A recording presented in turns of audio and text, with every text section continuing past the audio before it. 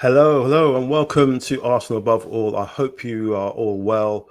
Well, Arsenal remain top of the Premier League after a tough win against Fulham, and a nice 3-point cushion we've got on the Man City, and 4 points lead on the defending champions.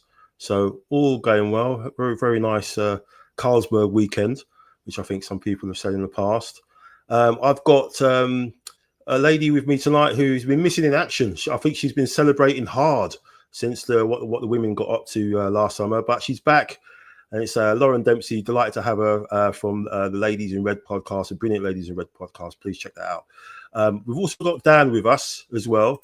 Oh, he's just come in. He's got another late fine, but I think we haven't kicked off properly yet, so I think he's fine.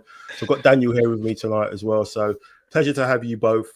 A little bit to get through. Obviously, we'll talk about really the performance yesterday, and obviously the narratives and fallouts from certain incidents, especially in particular another penalty one, which we'll talk about, and of course a look ahead to the big game on Tuesday night, and we'll talk about those Arsenal women as well. Wondering what on earth is going on. Maybe a bit of a hangover situation there. But of course, before all of that, let's go.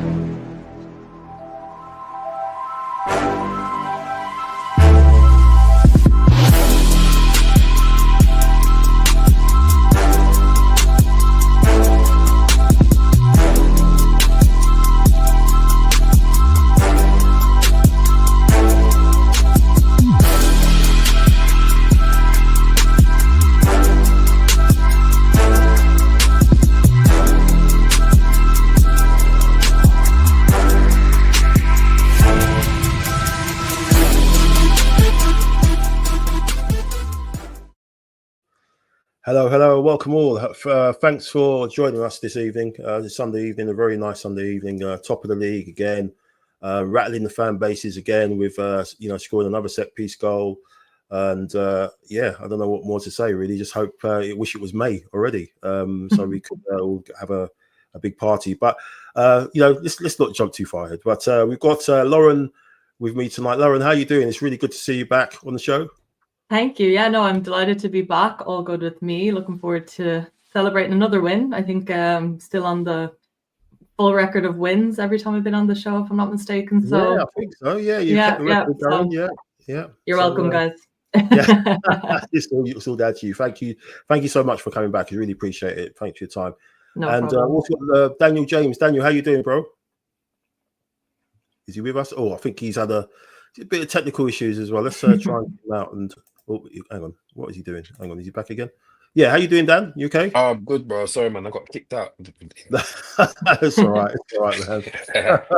You're not going to get the fine, but that's all right, man. You okay? How you doing? I'm good, thank you, man. Yeah, a bit of a cold, but it's all good. Good stuff. Thanks for joining us again, guys, and thanks for everyone in the chat. We've got a few messages. We'll bring them up in a minute.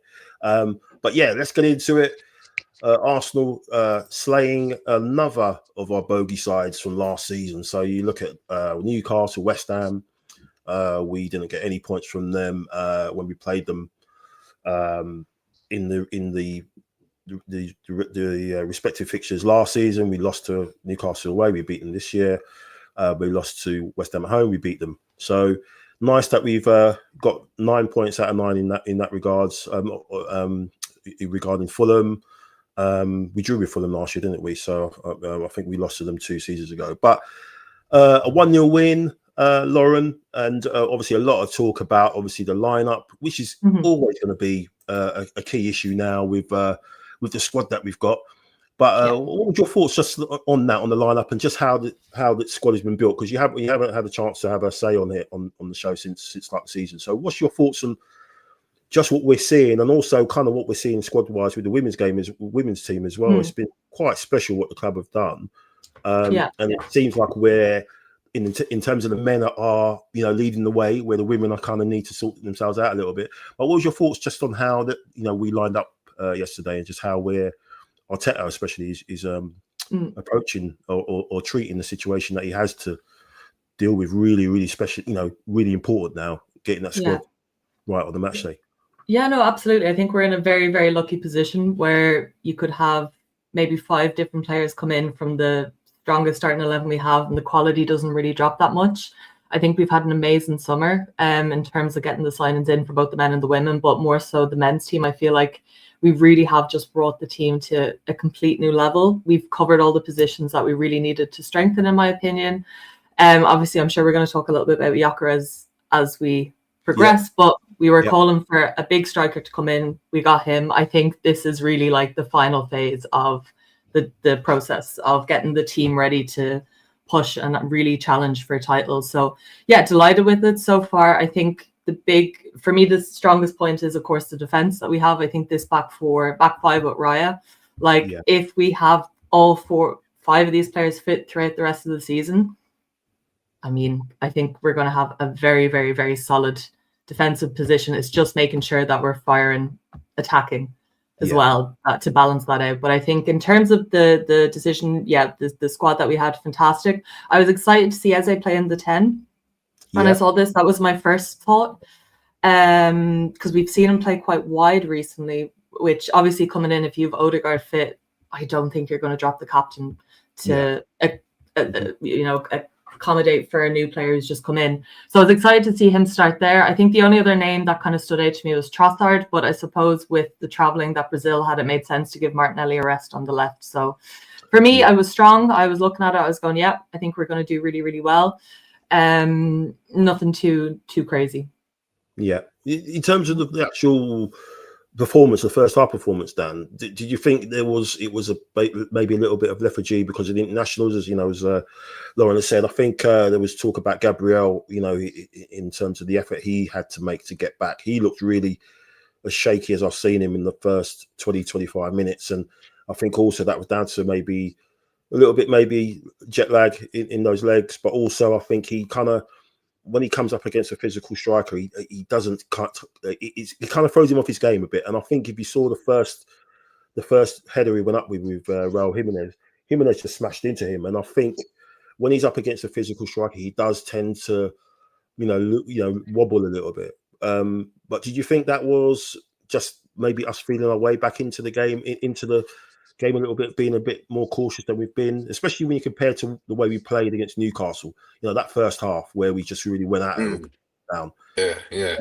Were there any concerns in just the way we sort of approached that? Because Fulham looked a little bit, they looked on it. Every second ball, they were really on top of us. But what was your thoughts on just that first? I thought that Fulham were, I mean, they came out as I expected them to be honest. Excuse me. They've had a few good results against us of late, and I think they were up for it. It'd be interesting to see how many miles our players have flown over the international break, and also how many minutes those players played. So I think it was a bit understood that they would feel their way into the game, but I think we used our we had a really good game IQ. We managed it really well. We expected Fulham to kind of come out and play in the first opening exchanges. I always thought that we would grow into the game. Yes, I was a bit concerned in the beginning, but yeah, I was not overly worried because we know Gabriel's form has been really good. That back 5 with Ray has been really solid. So it was just a case of feeding our way into the game for me, and just not conceding. Yeah, it did seem to me like, okay, we don't want to give anything away. We don't want to turn it into sort of a little bit of a basketball game.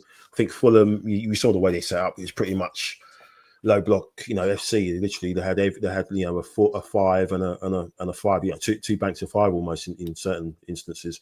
But this was the kind of situation where we were kind of thinking, well, we've got these players like Eze and we've got Gyokeres to sort of be the difference in terms of getting through those low blocks. And yeah, we'll touch on it now, Lauren. Obviously, in terms of Gyokeres, in terms of how you feel he's adapted, and there's a lot of he's getting a lot of fire his way and everything. Had a couple of decent efforts. But I just noticed that something with him, he hasn't really got that much finesse in terms of the way he takes a chance. It's pretty much he's putting his foot through it, and that's it. he's not thinking of curling it into a corner or anything like that. I think we've been spoilt with Thierry Henry's finishes over the years, where he had all these different ways of scoring a goal, whereas Gyokeres is pretty much, he's taking the net out. What's your thoughts on just how he's adjusted? And do you think, obviously, if Havertz was fit, then there might be a bit of a more of a easier adjustment period for him?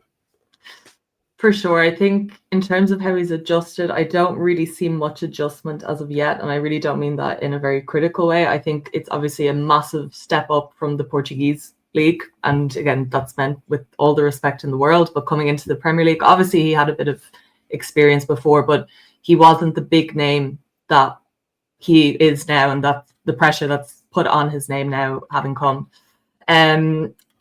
It's a tough one because I think he plays well. Like, I'm never watching him thinking, it's frustrating watching him. I'm not seeing what I want to see from him. It's just his finishing. And I think you've actually summarized it perfectly, Michael, in that it's all power, no precision or no real thought behind it. He had a few decent chances yesterday, forced a few saves. I thought Leno had a really good game as well. I think, had it been a keeper who maybe wasn't as clued in or as on it as Leno was yesterday, we could have seen one of them hit the back of the net. But it's since the Leeds game now, really. That's the only game that he scored in the Premier League. A little bit disappointing. The only thing I would say is I don't think we talk about Gyokeres adapting and him becoming part of the team, but you have to remember as well that this team hasn't really played with an out-and-out centre forward. I mean, obviously Havertz, but we haven't really played to the strength of an out-and-out centre forward for the past however many seasons it's been. So there's going to have to be an adjustment period coming from the rest of the team as well, not just Gyokeres stepping up. And, there was one or two moments yesterday when there was one run in particular from Gyokeres where he was very far to the left in the box and he put a ball in and there was just no one there. And I just sat there going, you are the player who's meant to be there. This is not where this ball should be coming from. So for me, it's not 100% on him. I think the team needs to adapt and need to learn to play with that big, strong central forward that we just aren't that used to.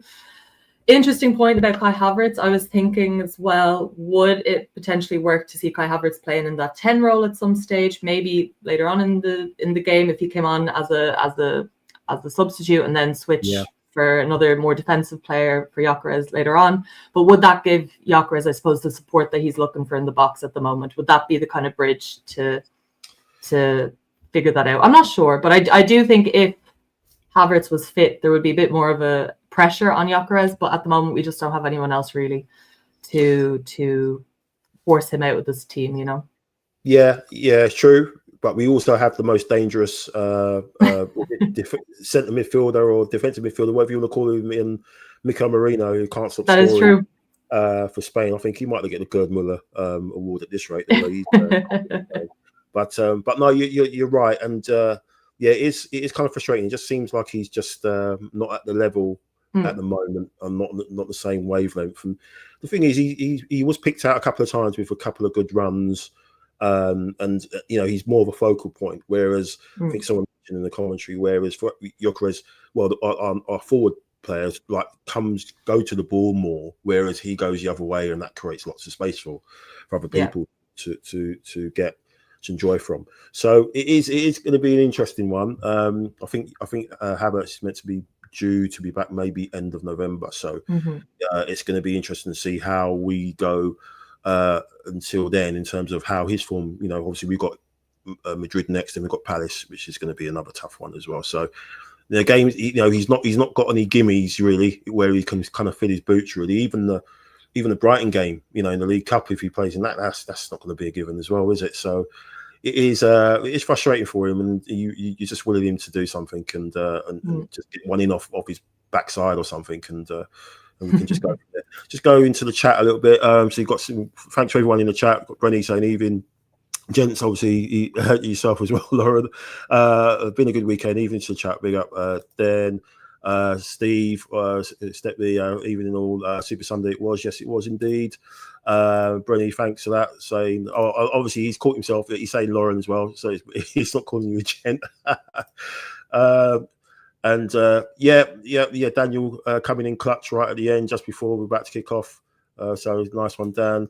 How you doing, Neil? Hello, Michael, Neil, Lauren. Yeah, down the man. Yeah, nice one, Neil. Yeah, Corner FC. Yeah, it's who we are. Yeah, we won't say who we are, mate, because that guy's getting he's probably see him in the job centre next week. And yeah, this is something else we'll touch about as well. Whether about Slot and everything about what he's been saying. Oh, yeah, Steve. Oh, you got some fans. Lauren is a true MVP. Yeah. Lauren was, like I said, she was missing in action, celebrating the Women's Champions League win. If you haven't heard her podcast on that Champions League win, I'll advise you to watch it. It's absolutely fantastic. Make sure you bring a box of tissues as well, because it is really emotional, because it is it's fantastic to hear how much it meant to you to watch what happened and how it came about. It was amazing. I remember watching it with the kids and everything. We were going mental.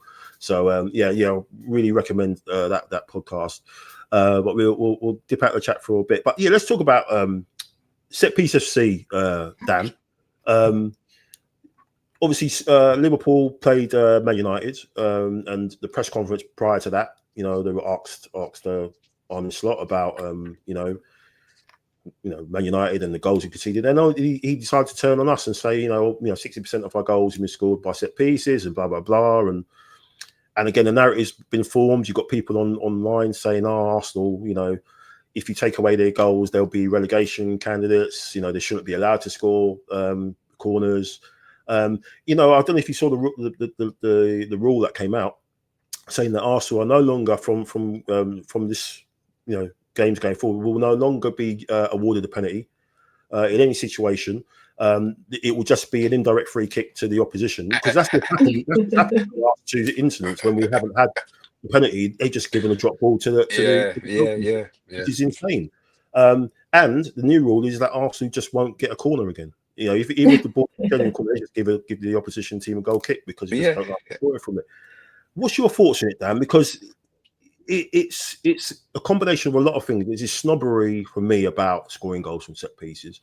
If you're good at something, why not, continue to be good at it? That's what I'll say.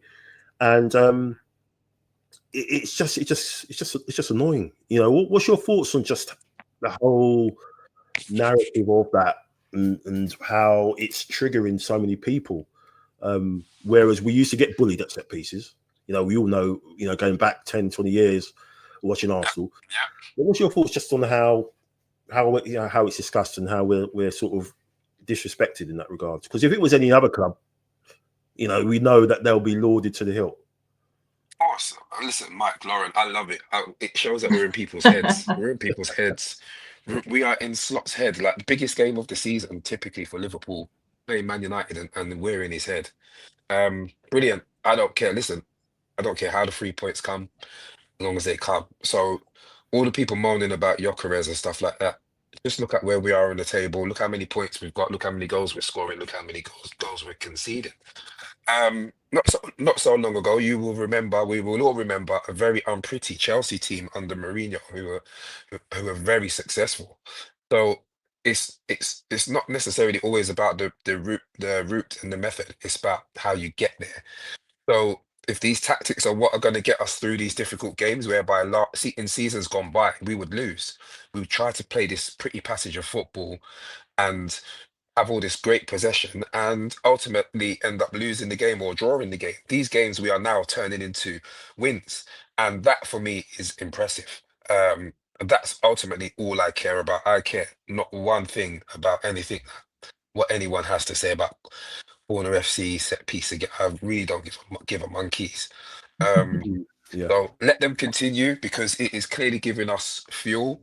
And at the end of the day, we're the team at the moment in the ascendancy. Long may it continue.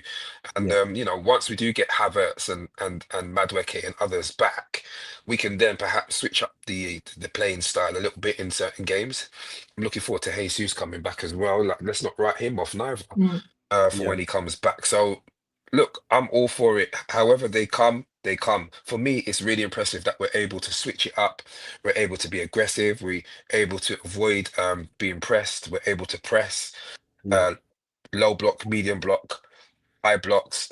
We're just really, really adaptable. adaptable, and that is what I'm really impressed about. That's one thing I'm really impressed with Arteta about of late. Mm. In years gone by, that adaptability perhaps wasn't there. And Mike, I Yeah, know we've spoken a lot about, just mm, playing one way. Now we yeah, know how to vary it, and people are having an issue with it. yeah. Let them continue. I have no cares, because at the end of the day, it's getting us the results. Mm. Yeah, 100%. I mean, it's pretty much how the Invincible team used to be. You know that you however you wanted it, you could get it. If you wanted to play a game of football, we could play off the park. If you wanted to fight, you wanted to roll sleeves up, you could do that as well. So I think definitely there is elements of that as well with the team.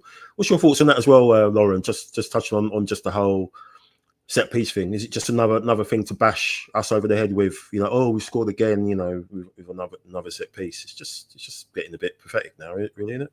I have to agree. Yeah, it's just, I mean, if set piece goals didn't count, like, then that's a different rule. But they do count. That's the way it is. That's the way it's always been. Yeah, I just think it's just the Arsenal hate brigade that's out, and they just like to discredit us any way they can. I mean, would I say I'm delighted that the majority of our goals are coming from set pieces? Probably not. But as Dan said, it's getting us to the top. It's keeping us there. I can't complain. Yeah, absolutely. So let's get into a couple of more chats. You got Neil saying, "Yeah, fantastic weekend for us." Eyebrows, obviously, his eyebrows is his nickname for Arteta, and Doberman is his nickname for Max Dowman. And yeah, it would be nice if he can give Max 15, 5 minutes, whatever, just so we can get that little CO record. Let's see, be a tough one against Atletico. They're no mugs, especially that lunatic on the touchline. I'm talking about Simeone, not Arteta, of course. I think the win after the run of games we've had and after the international break was excellent, disciplined, and never an easy place to go. Yeah, 100%. Yeah, 100%. And Neil said, who agrees with me that Calafiori should be forward? Yeah, unbelievable strike that was. He seems to have it in his locker, innit? Just the way he can strike the ball. We're talking about Gyokeres. Maybe we could have a word with him, do some one-to-one training, just trying to finesse the ball a little bit better. Thanks for the message, She Aficionado. Best weekend ever for Gooners. Yeah, great stuff. Just shame City won. That robot seems to have been rebooted and scoring goals for fun again, which is a worry. Kai will help get Gyokeres by taking some pressure off him. I think there was a lot of pressure on him. Yeah, you can kind of see it in his face. I think he had that chance in the second half when he went through. I was thinking, oh, right, when it kind of bounced around the place. And again, you're thinking, just like a nice control finish, and he just blazed it right over and you can just see his face. He's like, oh man, the pressure is getting to him. And Dennis said Gyokeres is going to need a while to adjust. His game is evolving yet, but I think once he has a couple of goals in a row, settle more. Yeah, still early days. Yeah. And Lauren is the unconditional Don for the women's foot. Yes, 100%. Get on her podcast. Really, really good. And Neil saying don't think it's concern. Gyokeres, we are scoring goals top of the tree. We have the best goal difference. If the goals dry up, still has a contributing might become discussion. Yeah, I think we've got 10 different scorers in the Premier League, which I think is more than any team. And I think there's about 3 or 4 players on 3 goals at the moment. So the goals are being spread. I think Trossard mentioned that. Yesterday, and it is envy because we're that good at it. And Arteta has tactics for every team he faces. Yep, so is Steve, and Neil obviously banging on the unbeaten quad. He's going to keep saying it, until he's wishing it into existence. Touching on the individual performance, I think the people that stood out for me obviously was Calafiori. That first half was insane what he was doing. Timber again. I mean, that guy is just so consistent. And I thought Saka just grew. I think the second half he was having a little bit of a running battle with Sessegnon. Then if you kind of saw that, Lauren, and it looked like he was getting a bit peed off with him a little bit. And a lot of the good stuff in the attacking third came from him. Obviously, his corner led to the goal. But anyone else stand out for you yesterday, or anything that you're kind of worried about? I thought the defence, obviously, Saliba was Saliba. obviously Gabriel had the little shaky moments, but I just thought, Saka was. Is he? Do you think he's back now to what he was? I think his England camp that he had was very good with that goal he scored. But do you think he's back? There's always a worry still with his injuries. What were you thinking? Yeah, there is always, and you look at the games, and I think of every game that I watched, whether it's Arsenal or not, I don't think any player is fouled as much as he is. And we've been saying this for years. Like, it just seems anytime he's on the pitch, people are just, I don't know if it's just because he's so good with his feet that it's unintentional from other players, if they think he's an easy target, whatever it is, he just always seems to be taken out of it. And yeah, I was very impressed with his performance yesterday, obviously with the captain's band as well. I thought he did a fantastic job. I thought he was a bit unlucky in a few occasions not to actually score from open play. I think he probably deserved a goal in the game. And yeah, the fullbacks as well. I think we talk an awful lot about our centre backs, rightly so. They're incredible, but Calafiori and Timber, and you think about the players who they came in for. I think we had a question at left back, obviously, but I don't think right back we ever really had a question about it. And when we saw Timber come in, we were a bit like, okay, yeah, we have Ben White. I don't think we need anyone. But again, it just shows Arteta. Obviously, we had his awareness of players out there and awareness of issues that we as fans don't even see, in that he was able to build an even stronger back four than we thought could ever be possible. And I think they're definitely going to get their flowers this season, especially with the goals they're creating. It's not normal for fullbacks to be that good defensively and then going forward as well, being some of our strongest attacking players. I don't think any other team really has that. So I think the three players you mentioned there were fantastic. Trossard I thought was very good as well. Obviously he got the goal, but came up clutch. I thought he had a very, very good performance. And I think that the left wing is still an open question. Obviously it's a position that a lot of people wanted to see strengthened in the summer. I think we're seeing Martinelli definitely coming back into his form as well, very similar to Saka. And Trossard is just always there in the big moments, isn't he? I don't know what it is about him, but he can always pull it out. Because I don't think he had a particularly great game, I would say. But he got the moment. Yeah, I think he was really poor in the first half, giving the ball away a hell of a lot. But again, he just comes in. He's sort of the guy that you think he comes on and he delivers off the bench. Really, you let Martinelli running ragged a little bit, and then you let him come on and do the business. But fair play to him. He was right place, right time. Yeah, absolutely. And I also want to say Zubimendi and Rice as well, playing quite deep in midfield. I thought they did very well. Not a single shot on target from Fulham. I think there's a lot to be said for the defense that they did. I don't think I saw Riot touch the ball once, unless it was a kick out. But really solid performance, I think, defensively. It is just that attacking flair that I think we're missing. But like the comments have said, it's early in the season, a lot of new signings coming in, just back from international break. I don't think we can complain too much about it. Yeah, it's true. When you think of that's 2 games in a row where we've allowed the team 0 shots on target. But when you look at the stats, Dan, the shots on target that we've had the last couple of games, it kind of makes you kind of worry if we keep it like as Lauren said, if we keep that defensive unit fit and the attacking line clicks and we get the players who are out back, the rest of the league's in a bit of trouble, don't you think? If it all connects. Yeah, absolutely. Shout out to Keller and Timber, 2 fantastic fullbacks. I saw some fans were a bit upset in the beginning of the season when Skelly's name wasn't on the starting sheet, but I think Skelly can learn a hell of a lot from the other guys, to be honest. There was a lot of mistakes Skelly was making last season and even into the preseason as well. I love Skelly. His time will come. He's still really young. He's still got loads of time to develop.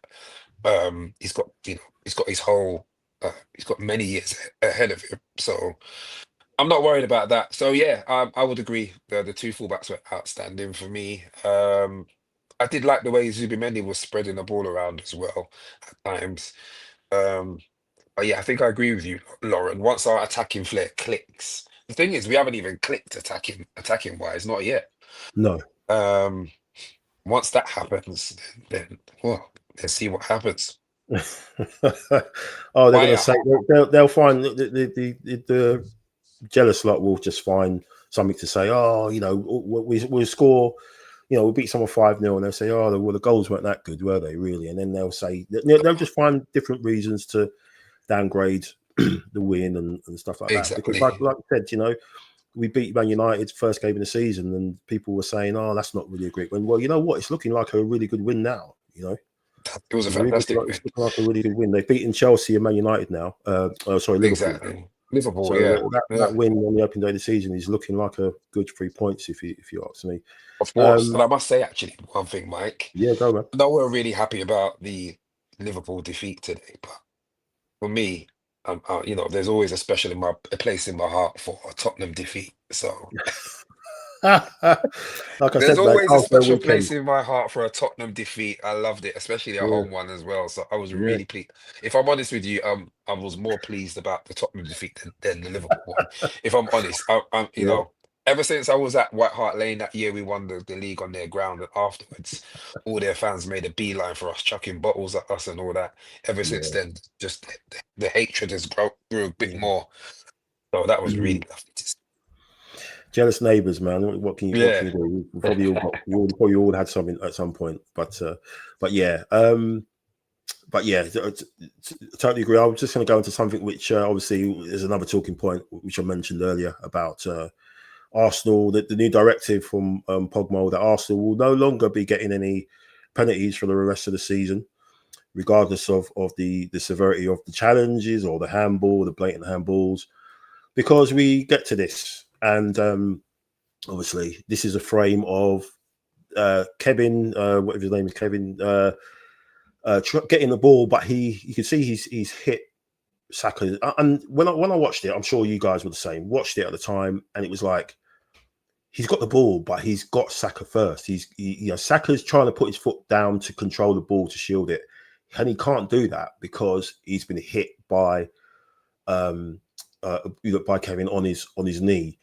Now, the replays that were shown to Anthony Taylor, they didn't show that replay. I think they showed it once, but once he got over to the VAR machine, the VAR screen, they showed all the replays, which showed that it looked like that guy got the ball first.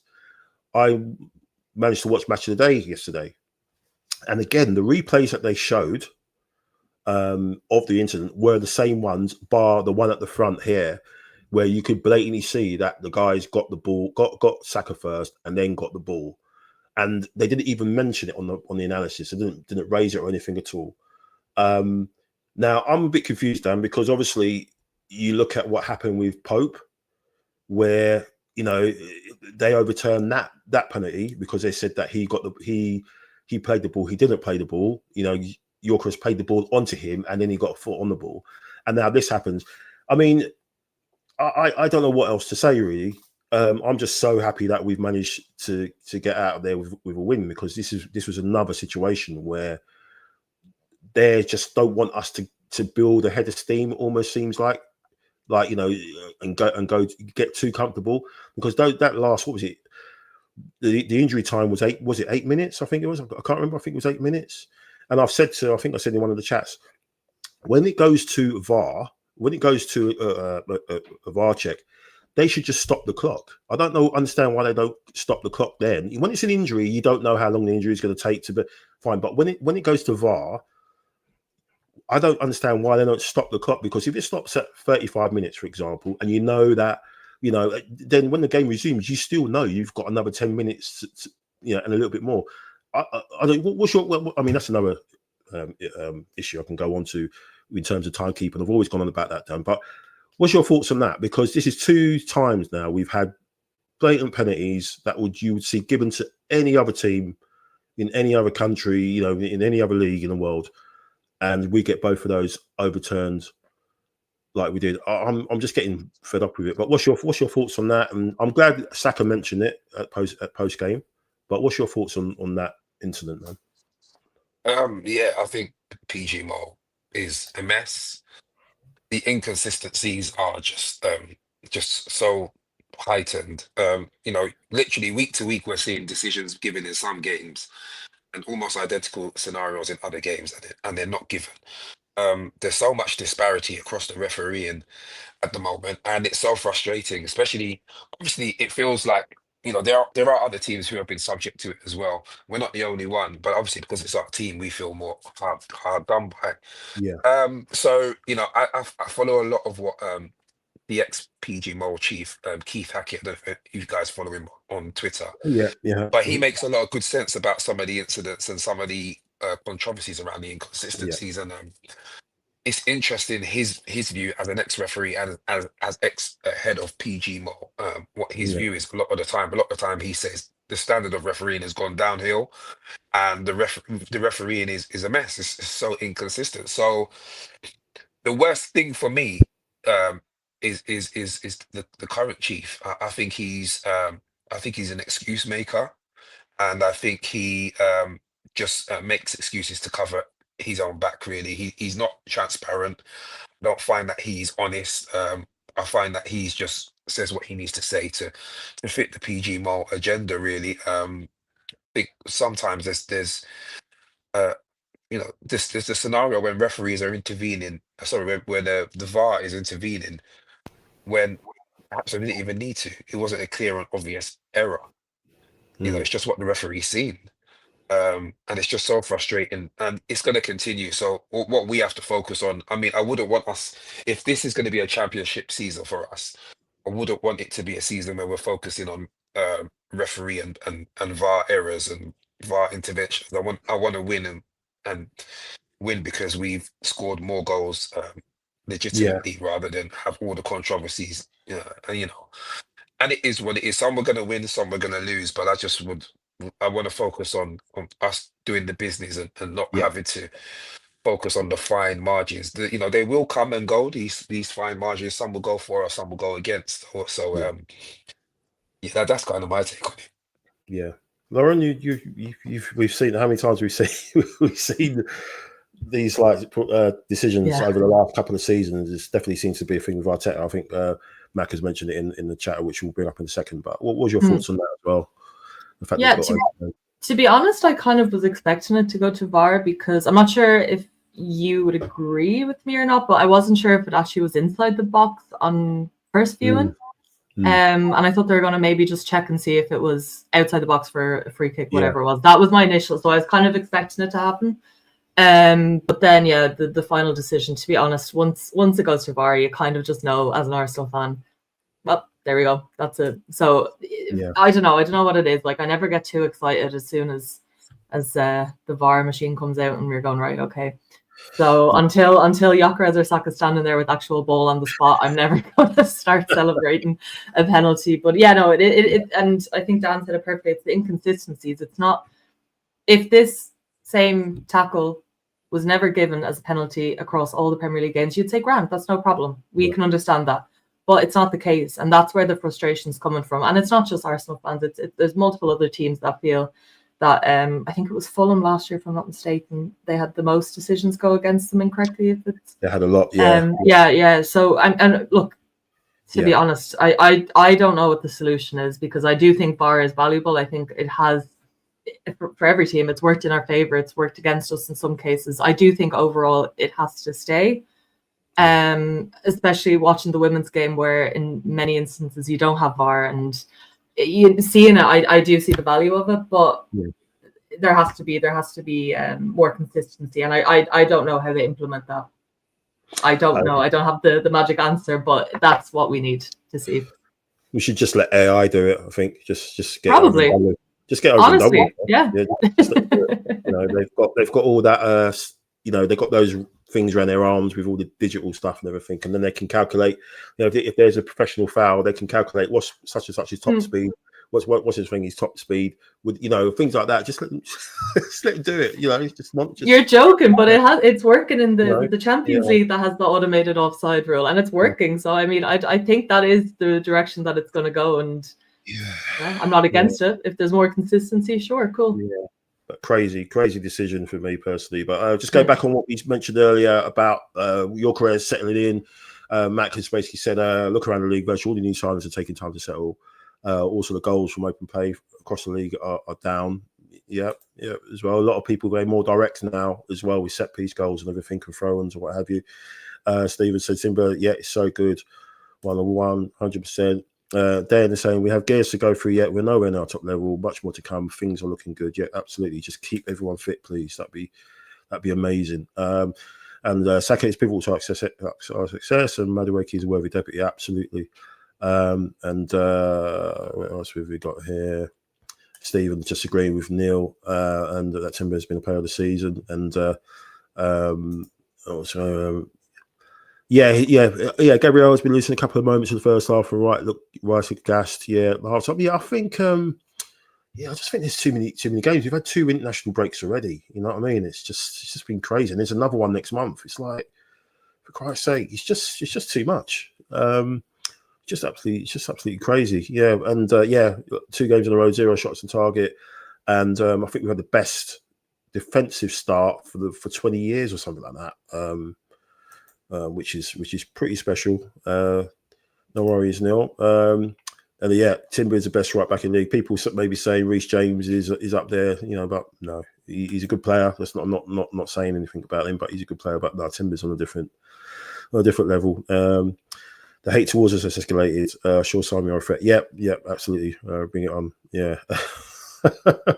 Oh, here we go. Look, you got a fine, Dan. You're saying something that Neil suggested. £1 fine for mentioning the neighbours, Top Spur, and because even if you saw my other show, I didn't mention them in the league table. I refuse to mention them in the league table. So wherever they are, the team, wherever they are, gets skipped and they go down. So we get £1 for that. Right, cool. I've said it before. City are our main rivals for the league. Yeah, I think as long as Haaland is fit, I think the way he's going at the moment, he's the only one sort of their goal output. Whereas ours is spread. He's just like going mental at the moment, just scoring stupid amounts of goals. Max said it's a penalty. Vari refereeing the game. It wasn't clear and obvious, was it? Like we discussed, Arteta has parked it because twice Stonewall penalties have not been given. We have to win without help. Yeah, pretty much saying what you're saying, Dan.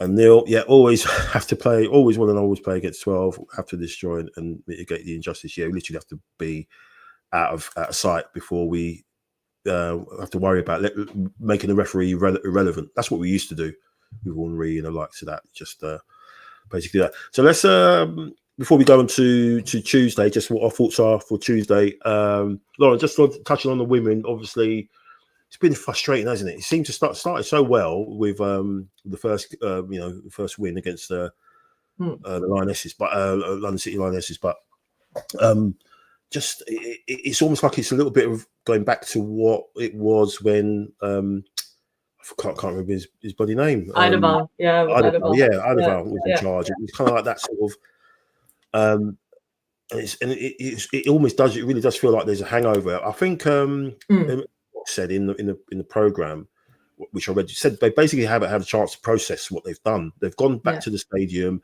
They've got massive posters of them in the canteens at London Colney. And she's like really taken aback by it. It's almost like they're still trying to process that, but they've got this target on their back now, this massive target and expectations in terms of what you're expected to win the league now. Everyone's saying, "Oh, all right, you won the Champions League, you've got to win the title now."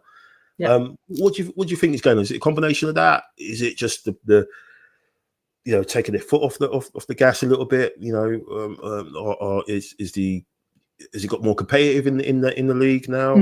Obviously, because you've got less teams in there, so you get 2 draws, and it's almost like a defeat basically because you've dropped so much points. So, what's your thoughts just on how things have been going for the ladies so far? Yeah, I mean, to be honest, it's not great. I think every single thing you've mentioned there is touched on this larger reason behind it. But essentially, we're in the exact same position we were this time last year under Eidevall. This is about the time he left. The only difference is instead of winning the Conti Cup last year, the League Cup, we've won the Champions League. Yeah. It's been a very busy summer as well with the Euros. So you've had players come straight off the back of winning the Champions League to go. And you obviously had Mariona for Spain in the final against, Williamson, Russo, Kelly. It's just been so full on that I think there's been zero time to process what's happened. Yeah. As you said, straight into the season again. The competitiveness of the league as well as something that is a massive, not issue, I think, in terms of the quality of the league and the growth of the women's sport. I think it's fantastic to see. But the problem is for us, we can't afford to drop points so early on, which is just, it seems to be part of what we do now. In terms of what's causing it, we had a great summer for the women, a lot of amazing players coming in. Obviously, Chloe Kelly, who was with us for the second half of last season, who just set the team on fire with what she brought to it. She's really up the level, I would say. We also got in Olivia Smith from Liverpool, our £1 million signing, first time in our history. She's been phenomenal from everything I've seen, but then it creates the issue of, okay, you have Beth Mead and Caitlin Ford on the bench, who are also really good players. And I think for me, one of the key issues that we're seeing is Renee Slager's not, I love her. I think she's done an amazing job coming in. She's taken the team from rock bottom all the way to the Champions League, winning and beating Barcelona. And Barcelona are not an easy team to beat. No, they bet Chelsea, what was it, 8-2 on aggregate over the two semi-finals. They're not an easy team to beat, and we managed to beat them. Granted, it wasn't the best performance from Barcelona I'd ever seen, but it's still Barcelona. And you look back at the teams we bet to get there. Lyon, Real Madrid also put it up to us. We had Bayern Munich in the group stage. We did everything right, but it is, for me, the issue is the league is a marathon. It's not a sprint. And one thing that I think Renee lacks a little bit as a head coach is her ruthlessness in saying this is our best starting 11 and this is the starting 11 that's going to start, because she's rotating a lot, which I understand, but it is a lot smaller, the league. We only have 22 games in it. And I don't think we've had the same starting 11 once, and I just feel like the players aren't being given the chance to really gel. I've noticed that. That's one of the things that, literally, it's just like she's just rolling the dice every game, and then not getting any partnerships there, really. Because I think that's one of the things we had. We kind of not had a go at Arteta at, but from 22-23 season, he literally played the same 11, literally almost for the first half of the season until sort of injuries sort of came in, and we were like, oh, you've got to kind of rotate and everything, and it was like no, and they look at the partnerships that was formed on the right hand side with Odegaard and and White and Saka sort of thing. So. Yeah, it is. It's almost like she's trying to keep people happy because she's got the squad. But that's the thing as well. You can give the manager the tools, but the manager has to be able to. Are they comfortable enough with that, having that sort of all those players that aren't happy and keeping them up and stuff? And Arteta's going through it at the moment as well. You saw yesterday, Ben White looked he didn't look happy. He did when he was walking off and he was shaking hands to people like they normally do. He did not look happy at all, and he's got to talk to him, try and get him up. So I can see what you're saying with that. She's doing that to try and keep people involved a little bit more. But I think, like you said, with the league being so short, so small, I think it makes sense that you should just stick with your strongest 11 for a good 5, 6, 7 run of games, and then see where you are, and then change it. But is it too early to say it's over in the league, you think, or is it just? No, I don't think it is. I don't think it is, because we still have to play Chelsea twice. This time last year, we'd already played Chelsea. We dropped 3 points against them. I do think, as I mentioned, the league is getting more competitive. There's 4 teams above us at the moment. I think you see the London City Lionesses who've just come up. They're doing amazing. I'm delighted to see a team who've just been promoted actually compete and stay up, because that's something that's been missing. Obviously, they have amazing ownership behind them, and they're getting a lot of investment. But the league is getting more competitive. So Chelsea and United have drawn. I do see Chelsea dropping more points this season, I think. Obviously, we have City and United to compete with as well. But I don't think it's too early. But it does put us in the position now where we have to go on a crazy 12 streak winning run, and it's possible. It is possible. We have the talent there. I see in one of the comments, obviously, Lee Williamson's been out as well. We have an 18-year-old playing at centre back. She stepped up, but it's a big ask for her to come in and to have the leadership. I don't think anyone has the leadership that Williamson brings to the back line, and that's definitely missing. So no, it's not impossible. I think for this to be a successful season for Arsenal women, it has to be the league or the Champions League again. To prove that it wasn't a once-off fluke kind of thing. So the pressure is on for sure. It's very different to to the men's side where they've been chasing for so long. Now we're defending. And yeah, it's a position that I didn't expect us to be in, to be completely honest, this time last season. Yeah. But, you know, we were able to push. We ended up coming second in the league. It's not impossible. It's very injury dependent, I would say, and whether Rene can iron out, I suppose, some of the issues that we're seeing that are contributing to this. But yeah. Yeah, and obviously with Zinsberg getting the knee injury as well, that's big as well. So, you know, a lot of pressure on Van Domselaar as well. And goals. So, yeah, it's gonna be interesting next couple of months. I think you just need to go on a run, play, stick with the strongest team, just give them a run again and let them get going and see where we are at the turn of the year. So let's look on to Tuesday, Dan. Big one against Atletico Madrid. We know what happened the last time when Madrid came to North London. They got dealt with. And what do you think is going to happen Tuesday? Atletico Madrid are in pretty good nick, I think. What are you thinking? Yeah, it's going to be a difficult game. We know what Simeone is like and how he likes to set his team up. However, I do think we've got the minerals to get around it. It probably might be a set piece, Lauren. You know, they're going to come and try and they're disruptors. They're disruptors. So I pretty much imagine that their midfield are going to want to get stuck in. Their defenders are going to want to get stuck in on our forwards, and they're going to make it. I reckon it's going to be a real stop-start game. A lot of niggly fouls. Simeone going mad on the side. I reckon it's going to be a real feisty affair. So we're going to need, you know, the likes of Zubi and Rice to have a steady head, and Gabriel as well. Yeah, have a steady head. But I think we've got the minerals to get past them.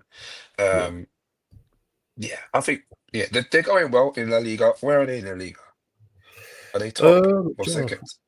I think it's Barca, then Madrid as usual, and then let's have a look. They're fourth at the moment. Okay, yeah. 1-4, drew 4, lost 1. Yeah, so they're fourth at the moment. Yeah, I mean, you know, they'll be worried. They'll be more worried about us. I think teams now are definitely more worried about us than we should be about them now, in terms of not only just a squad, but the way different ways we can play, and the threats that we are open play and also from set pieces. So I mean, you know, Griezmann is aging now, so I'm not sure what his influence is like at this stage of his career. I'm not sure if Alvarez is fit, because is he fit or not? Do we know? I think he played yesterday. I think they played yesterday. I think they won, but he played yesterday. Both him and Griezmann played up front. So just checking them out. They'll be up for it, but not sure they'll if we're on it, we should have too much for them. I think. I think we'll have to. Unless they come with a real, you know, difficult low block and just want to disrupt us and try and take a draw. I reckon that's what they're going to try and do. Yeah, cool. And Steve's calling it the Pulis derby, anti football, all the stuff all be thrown at us. And Neil says, all the viewers refer us.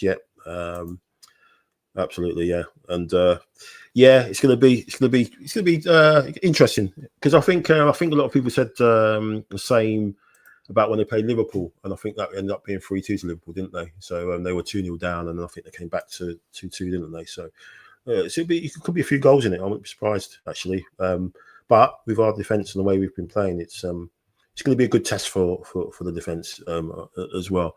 But let's fingers crossed. Let's hope we can do the business on Tuesday night. Should be back for a quick recap after that on Tuesday night. After hopefully it's a good win, and that's the show. Thank you so much, Lauren.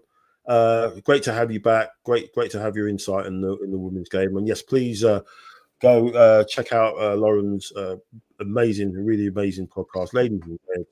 And please check out that post Champions League show as well, and also check out the latest one she did, where she's not happy with the she was a bit more PG in the way she was discussing it here tonight. But please check out the the episode.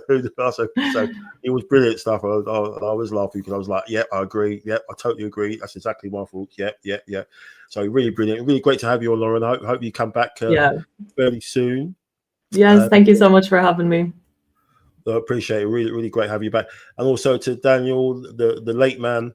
A bit like when people come and the bin men come around, they always come around late and always get in your way when you're trying to get somewhere and you're trying to wait for it. But yeah, he's here. He didn't get a fine, but he did get a fine for mentioning the neighbours. So £1 fine. All right. I'll gladly pay it. Yeah, Gladly. But no, thanks, Dan. Thanks for coming on as always. Yes, thanks for everyone in the chat. Really appreciate your support. It's really great. We're going to try and obviously do a Champions League recap show at the end in the home games because, like I said, I've got the window opportunity because the missus is going to be making her way back. The kids are asleep upstairs. I've got the house to myself, very quiet. I can actually make use of that time. So we're going to try and do that for the home games in Champions League, and obviously the post-match review of the league games as well. So do all of that. So thank you so much. Really appreciate all the time. Arsenal in the weekend, top of the league again. Haters are rattled. Arne Slot needs to go and polish his bald head and calm down. And we'll keep it rolling. A big weekend coming up. Atletico and Palace. Let's hope we can do the business. So thanks very much. Thanks everyone for watching. And all that's left to say is, come on, you Gunners.